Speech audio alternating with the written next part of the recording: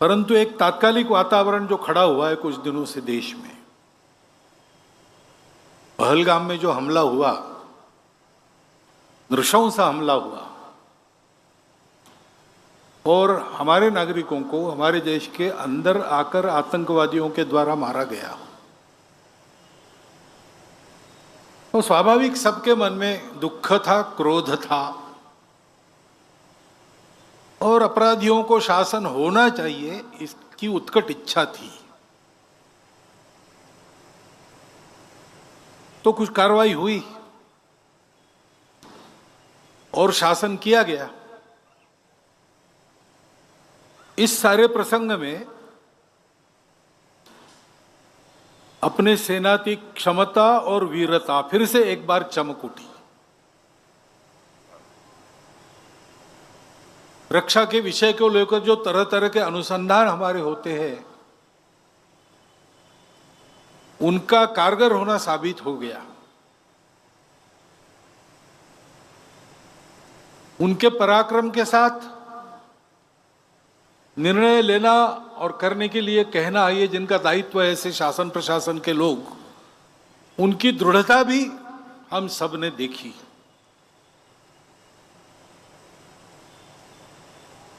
हमारे पूरे राजनयिक वर्ग में, सब दलों के राजनयिकों में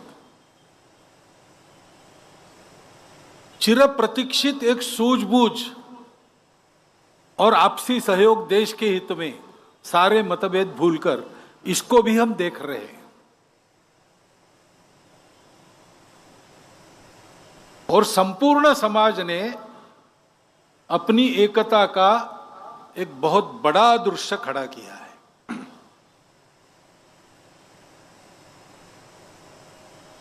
ये दृश्य अगर चिरस्थायी होता है, प्रसंग पुराना होने पर फीका नहीं पड़ता है और चलते रहता है, तो अपने देश के लिए ये बहुत बड़ा संबल है। और इसलिए देशभक्ति के इस वातावरण में सारे मतभेद जैसे हम भूल गए हैं, आपसी स्पर्धाएं भूल गए, देश के हित में स्पर्धक एक दूसरे का सहयोग कर रहे, ये जो चित्र खड़ा हुआ है वो वास्तव में उत्तम प्रजातंत्र का दृश्य, ये आगे भी चलते रहना चाहिए, ऐसी सदिच्छा हम सबके मन में है। क्या होगा कैसे होगा कोई बता नहीं सकता, परंतु ऐसा होना चाहिए, ऐसा तो सबको लगता है। क्योंकि हम ये भी जानते हैं कि ये सब होने के बाद समस्या तो मिटी नहीं। टेढ़ापन जब तक कायम है, द्विराष्ट्रवाद का भूत जब तक मन में कायम है, शांतिपूर्वक रह सके इसलिए अलग हुए और अलग होने के साथ ही अशांति करना प्रारंभ किया, ये दोगलापन जब तक जाता नहीं तब तक देश पर ये खतरे बने रहेंगे।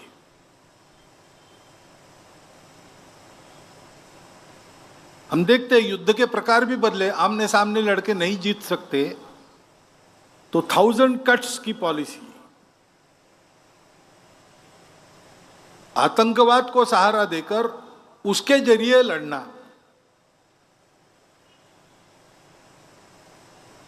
साइबर वॉर से लेकर सारी बातें, एक प्रकार से एक छद्म युद्ध, प्रॉक्सी वॉर, ये सतत चल रहा है। बार बार शासन करने के बाद भी, बार बार सारी दुनिया ने कहने के बाद भी ये बात जाती नहीं है। और युद्ध के प्रकार आजकल बदल गए। आमने सामने आकर लड़ना, जो जीतेगा वो सिकंदर, ये नहीं रहा। अपने घर में बैठकर ही बटन दबाकर इधर ड्रोन्स छोड़े जा सकते हैं। युद्ध की नई नई तकनीकें आ रही है। ये सारी स्थिति हमारे सामने आई है। इस निमित्त दुनिया के देश क्या क्या करते हैं, क्या क्या जो उन्होंने किया है, उनकी भी परीक्षा हो गई है। सत्य के साथ पूर्णता खड़े कौन होते हैं, कौन उसमें भी अपने स्वार्थ देखकर और उस प्रकार चलते हैं, और कौन सही सही हमारे विरोधी ही है, उनके अपने स्वार्थों के कारण ही है। परंतु यह सारी परीक्षा भी हो गई है, और इसलिए ये बात ध्यान में आती है कि अपनी सुरक्षा के मामले में हम लोगों को स्वनिर्भर होना ही पड़ेगा। हम तो सत्य और अहिंसा वाले देश है। हमारी तरफ से दुनिया में हमारा कोई भी दुश्मन नहीं है, परंतु दुनिया में दुष्टता है, उसके चलते बिना कारण इस प्रकार वारदातें करने वाले लोग हैं। तब तक हम लोगों को अपनी सुरक्षा के लिए पूर्ण सन्नद्ध और पूर्ण सजग होना पड़ेगा। नई नई प्रकार की तकनीक, उसका अनुसंधान होना चाहिए।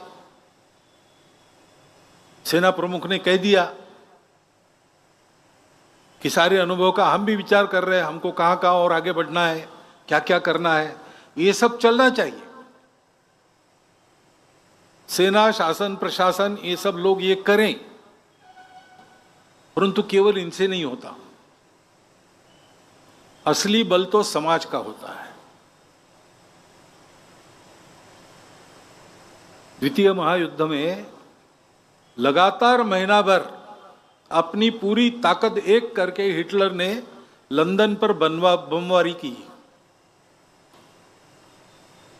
ताकि झुक जाए। देश का नेतृत्व था तो विचार करने लगा कि शरण जाना चाहिए क्या। सेना समाप्त हो गई,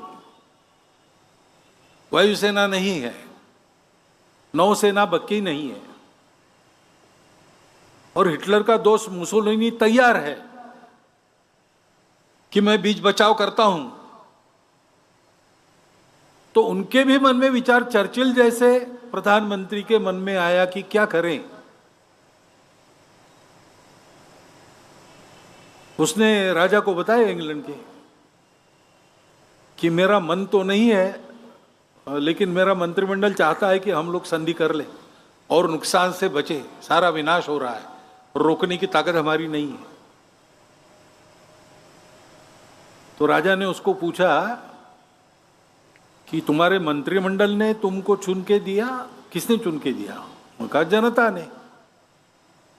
तो प्रसंग ऐसा वर्णन करते हैं कि चर्चिल इंग्लैंड की मेट्रो में घूमा और उसने लोगों से बात कर रही। अब युद्ध क्या होता है, कितना नुकसान उठाना पड़ता है, कैसे संवार होता है, अपनी ताकत क्या है, ये कोई जानते नहीं। सामान्य लोग इसको नहीं जानते, लेकिन उनके मन में एक देशभक्ति है, तो वो चर्चिल को बताने लगे कि बिल्कुल शरण नहीं जाना, हम लड़ेंगे, गली गली में लड़ेंगे, हमारे पास कुछ नहीं तो बर्तनों से लड़ेंगे। वास्तव में ऐसा लड़ना पड़ता तो क्या होता, उसकी कल्पना उनको नहीं थी, लेकिन उनका नीति धैर्य ऐसा था।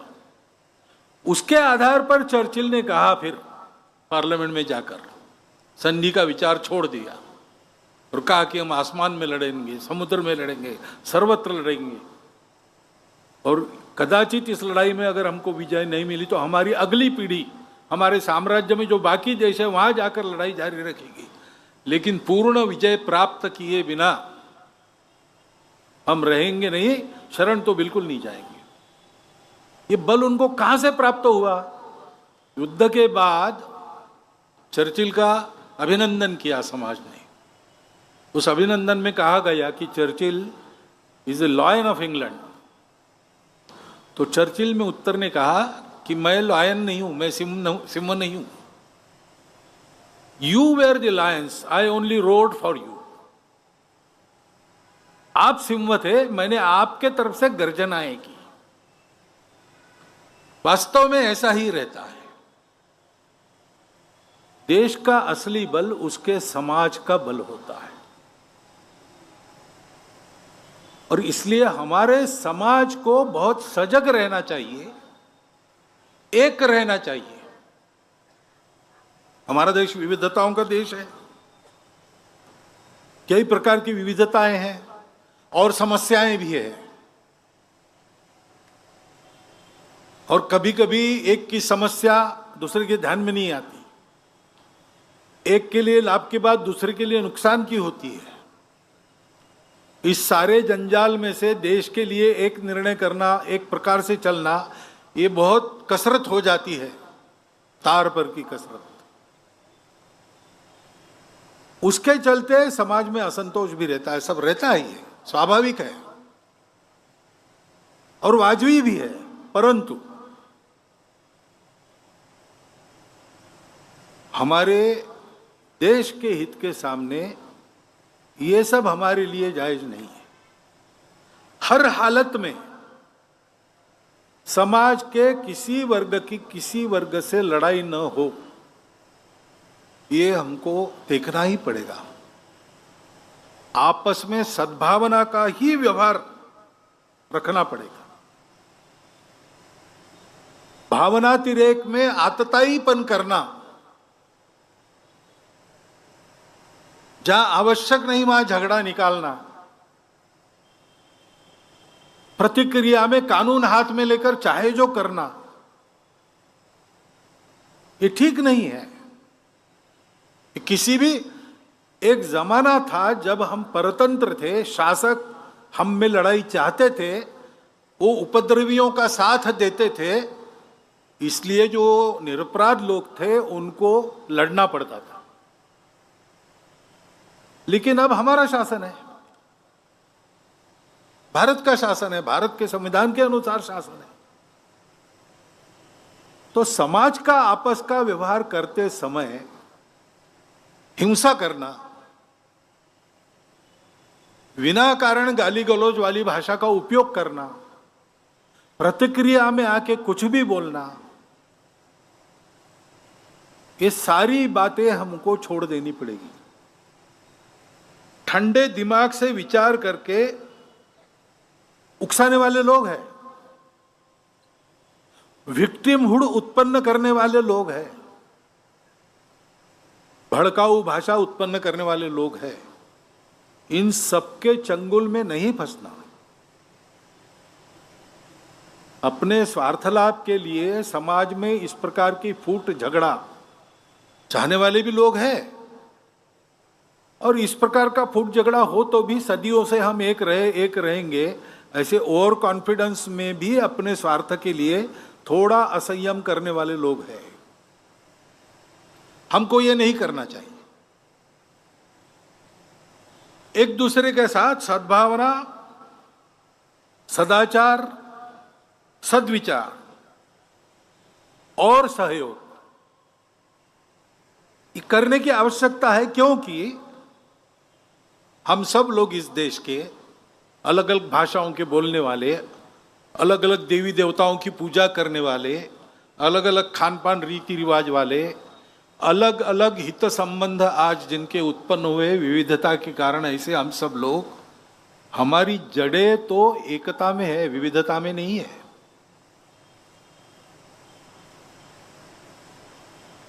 रविन्द्रनाथ ठाकुर ने कहा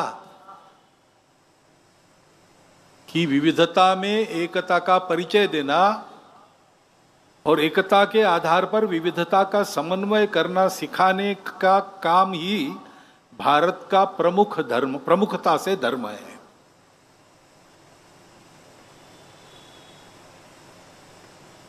उस एकता में हमारी जड़ें होनी चाहिए, उसका ध्यान रखना चाहिए। बरतना विविधता में पड़ता है। मैं मेरी भाषा बोलूंगा, उस भाषा के प्रति मेरे मन में गौरव भी है, मेरी अपनी पूजा है, वो मुझे प्रिय है। ये सारी बातें मेरी विशिष्टता है, मेरे लिए बहुत प्रिय है, उनका रक्षण करना है, सब करना है।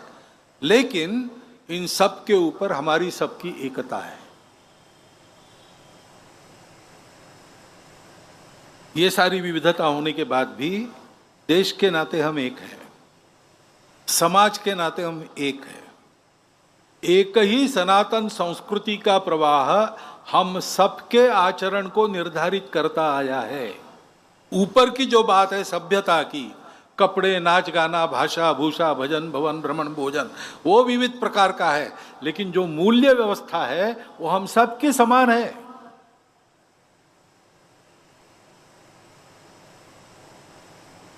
और पूर्वजों से हम एक हैं, हमारे कोई अलग अलग वंश नहीं है।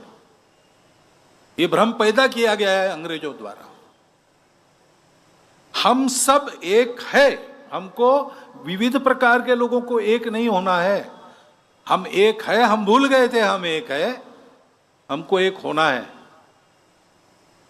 और वास्तव में सारा विश्व एक है, मानव एक है। उस एकता का भान सारी दुनिया को कराना है। यह हमारे सामने हमारे राष्ट्र के अस्तित्व का, हमारे भारत की नव स्वतंत्रता का, जो 15 अगस्त 1947 में हम स्वतंत्र हुए, उसका प्रयोजन क्या है? उसका प्रयोजन ये है। उसके लिए हमको तैयार होना है। विविधताओं को संभालते हुए, उनका स्वीकार करते हुए, उनका सम्मान करते हुए, एकता पर सबकी दृष्टि लाना और उसके आधार पर विकास का पथ मानव जाति का पुनर्निर्धारित करना, इसका उदाहरण भारत को दुनिया के सामने रखना है। दुनिया को उसकी आवश्यकता है। और इस दृष्टि से अभी जो बातें हमारे अतिथि महोदय के द्वारा रखी गई वो बड़ी महत्वपूर्ण है। हम सबको उसका विचार करना ही है। हम तो कर ही रहे संघ के लोग। विकास और पर्यावरण का विरोध क्यों होना चाहिए? दोनों साथ साथ चल नहीं सकते क्या? चल सकते हैं, लेकिन एकता का विचार मन में रखकर सारी योजना बननी चाहिए।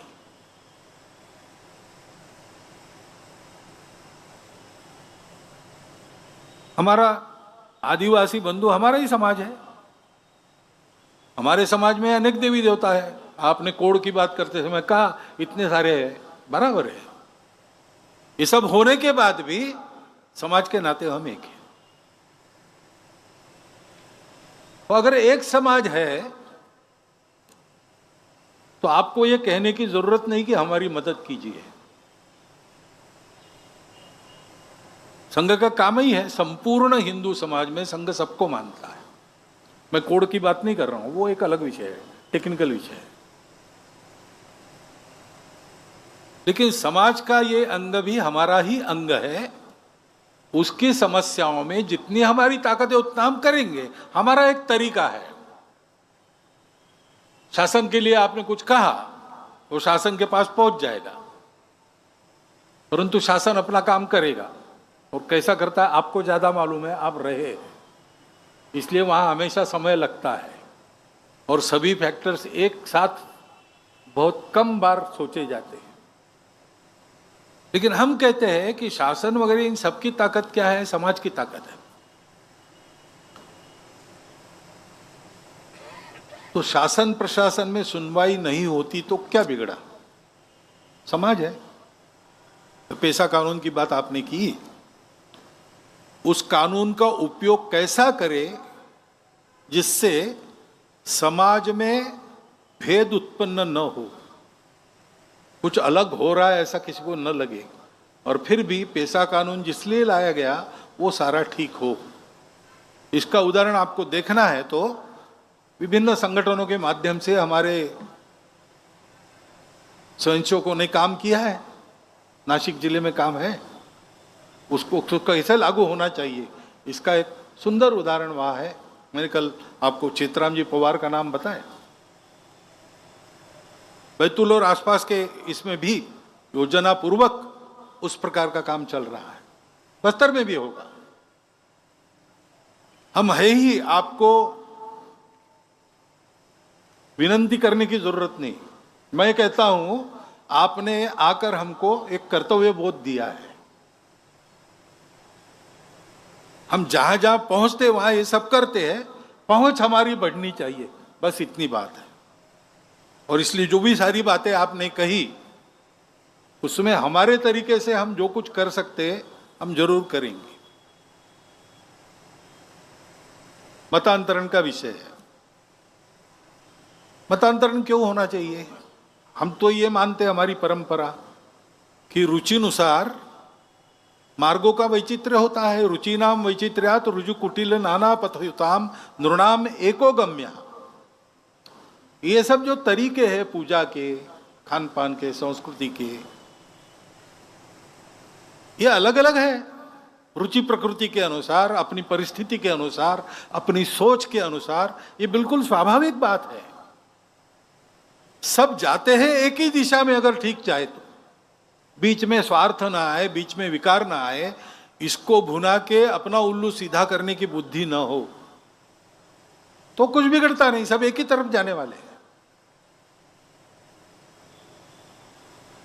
ऐसा है तो फिर मतांतरण क्यों करना? माधन के गुलाबराव महाराज जी को पूछा मिशनरियों ने कि सभी रास्ते सत्य है तो ईसाई क्यों नहीं बनना? तो उन्होंने कहा कि अगर सभी रास्ते सत्य है तो ईसाई क्यों बनना? अपने मन से अगर कोई अपने पूजा का तरीका बदलता है तो हमारे यहाँ किसी ने ऑब्जेक्शन लिया नहीं है, मान्यता है। रोरण नारायण वामन टिळक हो गए,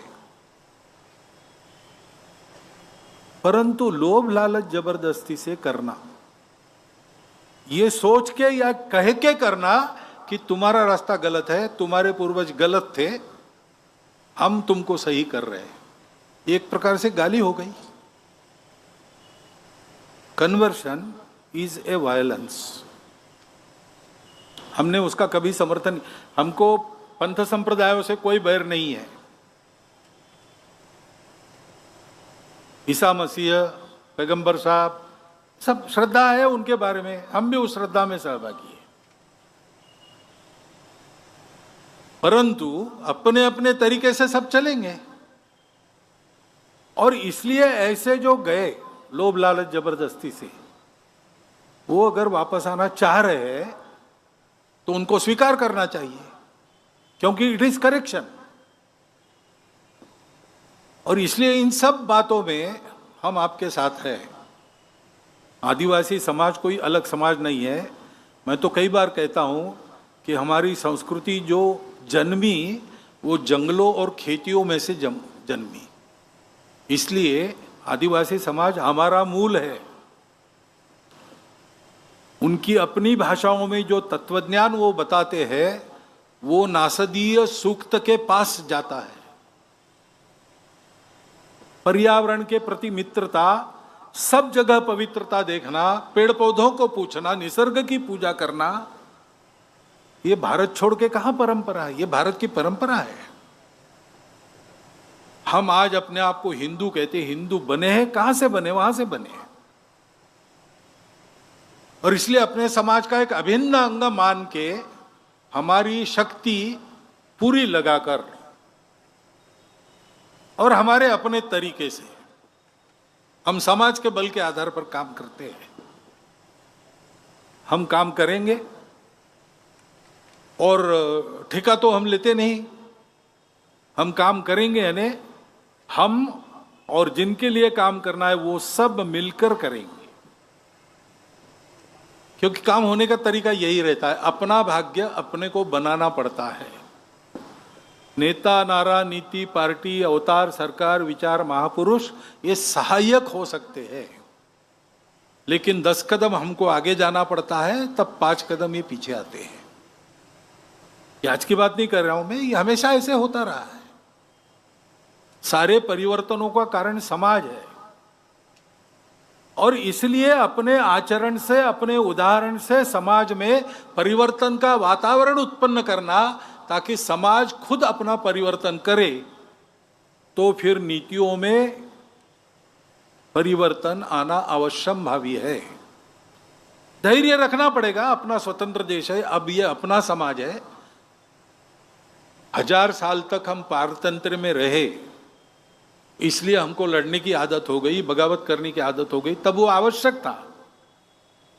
लेकिन अब अपने लोग हैं, कभी कभी भूल जाते हैं अपनापन, तो भी धैर्यपूर्वक प्रतीक्षा करके अपने आप को ठीक रख के अगर ये किया जाए तो ये परिवर्तन आएगा। हमने गीत में भी कहा आपके सामने, निश्चित होगा परिवर्तन। क्यों?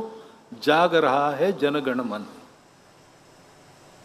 इस जनगण मन को जागृत करने वाला वातावरण बनाने का काम करने के लिए एक देशव्यापी कार्यकर्ता समूह का निर्माण करना ये संघ का कार्य है और वो हम कर रहे हैं।